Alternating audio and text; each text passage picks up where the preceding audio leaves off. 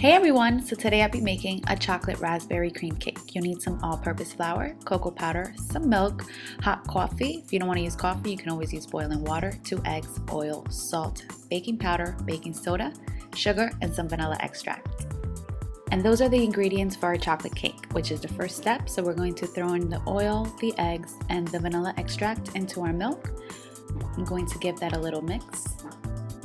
Now I'm going to sift the dry ingredients. I've already sifted the all-purpose flour, now the cocoa powder, the baking powder, baking soda, and the salt.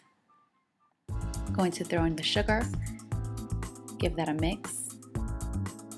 Now I do believe that this cake is beautiful and tastes delicious, but it does take some work and a little bit of patience. Okay, so I'm going to throw in the milk, give that a stir. And like I said earlier, it is a little work, but it's worth the effort. And plus, you're not gonna make this every single day. I'm going to pour in the coffee, give it a mix. I'm going to pour the batter into 2 cake pans, which I've added some parchment paper and then I've buttered it, just so the batter doesn't stick. And these are going to bake in a preheated oven at 350 degrees. For the raspberry cream, you need some frozen raspberries, sugar, heavy cream, gelatin, and some water. Going to pour in the frozen raspberries into a saucepan along with some sugar. I'm going to cook that on medium heat for about 10 minutes. 10 minutes later, that is what it's going to look like. I'm going to strain it.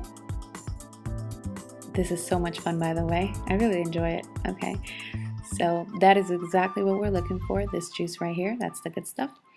Now I'm going to take the water, pour it into a bowl, and add the 2 packs of gelatin and give it a little stir.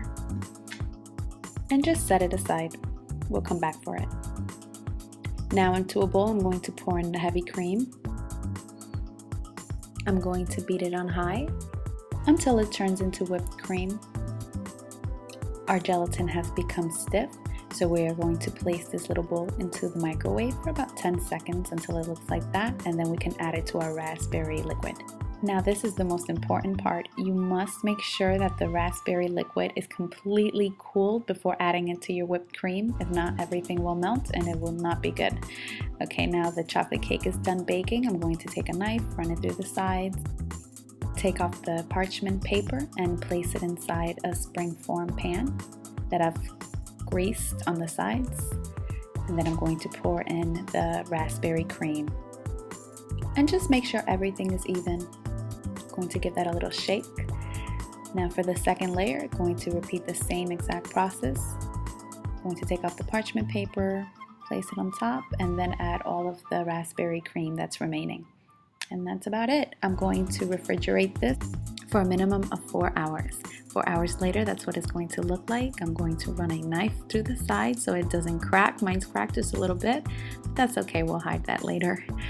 Now for the whipped cream, I'm going to pour the heavy cream. Going to beat it on high. Add some powdered sugar and a little bit of vanilla extract. Okay, that looks good. Now you have 2 options of decorating this cake. You can do it this way and then add your chocolate curls, or there's another way towards the end. Now I just added little stars with a star tip and I realized that some are uneven. That's okay. Then I added some fresh raspberries, or you could decorate it this way with stars all around. I think that's much cuter, but just in case you don't want to go through the hard work. Then I added some chocolate shavings and chocolate sprinkles all around. And that's it, you're done. I hope you guys loved this recipe and thank you so much for watching.